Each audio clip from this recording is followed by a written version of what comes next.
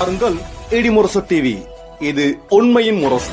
உள்ளூர் செய்தி முதல் உலகச் செய்திகள் வரை உடனுக்குடன் அறிந்திட இடிமுரசு டிவிக்கு சப்ஸ்கிரைப் பண்ணுங்க.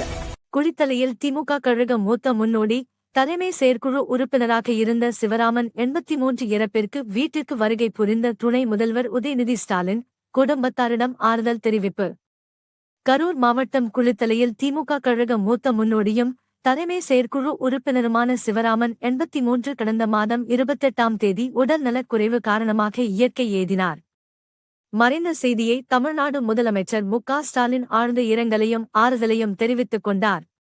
நாளை கரூரில் நடைபெறவுள்ள திமுக முப்பெரும் விழாவில் விருது பெற தேர்வாகி அவருக்கு பாவேந்தர் பாரதிதாசன் விருது வழங்க அறிவிக்கப்பட்டிருந்த நிலையில் அவரின் மறைந்த செய்தி திமுக கட்சியினரிடையே பெரும் அதிர்ச்சியை ஏற்படுத்தியிருந்தது. இந்த நிலையில் இன்று துணை முதல்வர் உதயநிதி ஸ்டாலின் குளித்தலையில் மறைந்த சிவராமன் வீட்டிற்கு வருகை புரிந்து அவரின் குடும்பத்தார்களை சந்தித்து ஆழ்ந்த இரங்கலையும் ஆறுதலையும் தெரிவித்துக் கொண்டார்.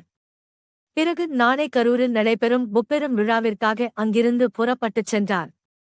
இந்நிகழ்வில் குளித்தலை எம்எல்ஏ மாணிக்கம், கிருஷ்ணராயபுரம் எம்எல்ஏ சிவகாமசுந்தரி உள்ளிட்ட மாநில, மாவட்ட, நகர, ஒன்றிய நிர்வாகிகள் பலரும் உடன் சென்றனர்.